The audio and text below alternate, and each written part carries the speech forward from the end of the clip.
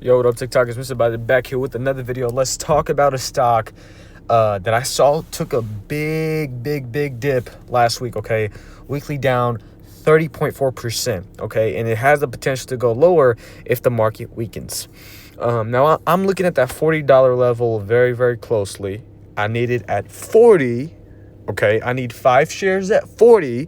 If we go lower, I throw 5 more. Watch what I say here, okay? I'm gonna just give you the price points right away, okay? I want 5 shares at 40, okay? But then if we go lower to 35, buy 5 shares right there. We go lower to 30, buy 10 shares right there.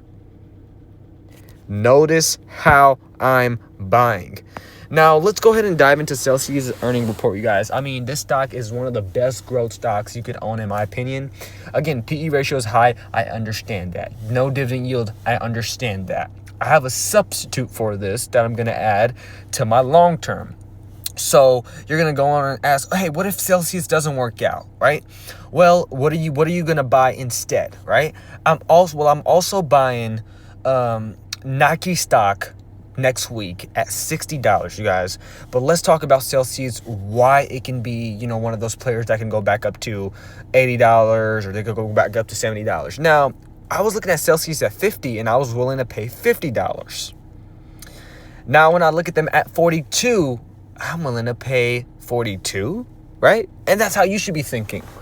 This could potentially be a $100 stock, in my opinion, okay? Now, let's talk about their earnings. So I'm going to dive right into it. Celsius have a big partnership with Pepsi. Everybody knows Pepsi. You talk about Coca-Cola, you talk about Pepsi. Those two kind of dominate that market in a general. We talk about energy drinks, we kind of take a side turn, okay? So, which distributes Celsius drinks everywhere. If you have somebody as big as Pepsi distributing your drinks, I need you to understand how huge that is in general. Pepsi is not a small company. Been around for years. Go look back if you would have put $5,000 in Pepsi back in 2000, back in 2005, right? Look how your money would have played out. It would have went up and up and up and up, right? Now, Celsius wanted to move Alani. Now, remember, Celsius acquired Alani. So Alani is the same thing as Celsius. I want y'all to look at Alani and be like, okay, it's the same thing as Celsius because they own Alani now, okay?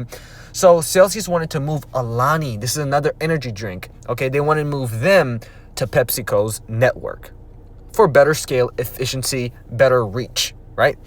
I 100% support that. I need y'all to know I 100% support Celsius trying to say, hey, I need Alani with you guys too, because I see the potential because you guys are a big distributor. Cool, right? Now, here's the catch. Sorry, I'm driving, by the way, but y'all need to catch everything I'm saying here, okay? Alani's old distributions had contracts. Keep this in mind. So let's say Alani's contract was with a company like Coca-Cola. I'm using this as an example, right? So you pay for the contract. It's not free, right? Business comes with money. So Alani paid, let's say Alani had a contract prior to this with Coca-Cola that they paid in for, okay? To end the contract Alani previously had, they had to pay them off. Does that make sense? There was a breakup fee. Now that fee costs $247 million. Oh my God, we get hit with the expense. Now, what does the company say? Do they hold back? No, they do not. And that is what I love. We're going to double down. We're going to pay it off. Let's get Alani to PepsiCo, right? Boom. I take that as a check mark off the list. It's a one-time cost. Guys, when I think about this, I'm thinking about Meta. Meta just had a big one-time cost. I bought Meta. And I didn't buy Meta at $6.90. I waited. I didn't buy Celsius right away at $40. I waited. I did some more research. I dived into the earnings call. And I understood what's the throw off here? What's the catch here, right? And here's what I found out. Okay, it's a one-time cost. It's a one-time cost. This $240 million can potentially bring them back $800 million. It can 2x, okay? Now, It's a one-time cost that people panicked about, and you can see that in the stock price. Whatever happens in the news, you see that in the stock price. Whatever happens in the earnings call, you see that in the stock price. Go look at Microsoft, under $500. That is a buy right now too, by the way. But we're going to talk about that later, right? Celsius, right? $42. Am I buying this? No, I want to see it go back down to 40. I needed to see at 40 next week, and I'm going to scoop up at least 5 shares here. Remember, the market is still strong. If the market weakens, we can go all the way back down to about $27 a share. Now, do I want to wait for $27 a share? No, absolutely not. Because the market can just reverse, go all the way back up to 60. And I've just missed out on a potential entry from 40 to 60. You can never time the markets with pure Wolf of the Wall Street type of analysis. No. When there's an opportunity, you buy. Nike at 60 is a buy. I didn't buy it at 80. I didn't buy it at 75. Business was too slow. I didn't see the consumer demand for Nike. I didn't see the consumer demand for Apple. I was wrong about that. Apple went to 270. Do I see Celsius as a buy? They were up, guys. They were up year to date 128%. Now they're down to 59%. So think about that 40% return you could potentially get when they go back up to 59, 60. And these levels will be broken. Now, this is not a penny stock. No. This is not a company that's going to absolutely zero. No. Guys, this is a strong partnership. This company has money. Their revenue was very, very, very strong this quarter. Look at their revenue percentage. It was very strong. So, buy opportunity 100%. I'll need y'all to look at this now. They're trying to go to the international side of things, which is also good, okay? But look at the numbers. Revenue of Q3 was about $725 million. Revenue was all the total sales they had within their business, right? Keep it simple. 173% year over year, okay?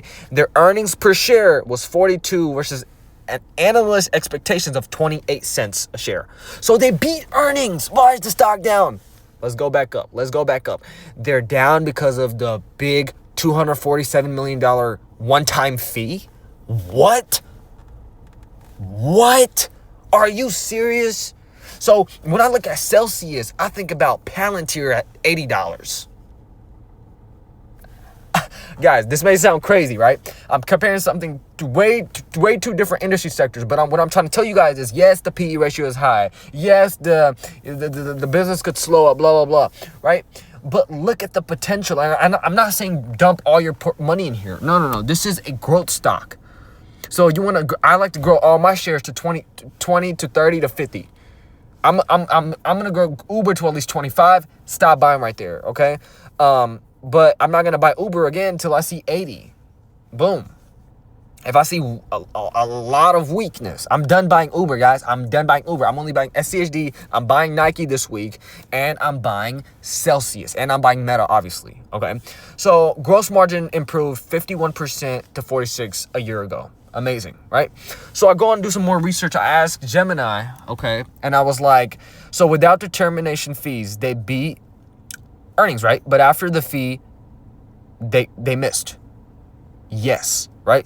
So without, listen to this. Without the one-time fee, the non-cash distributor termination fee, and other acquisition-related costs, Celsius adjusted EPS of 0.42 substantially beat analyst expectations around 0.28 cents.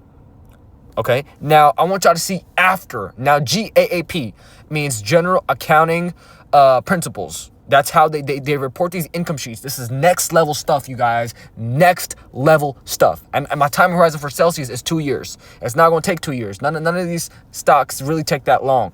But if the market really weakens, this can go to $20 a share, which I'm not worried about. I'm going to buy more at that level, okay? That's another conversation to have. Now, after they have to report the expense, because it's $247 million, Wall Street wants to know that expense.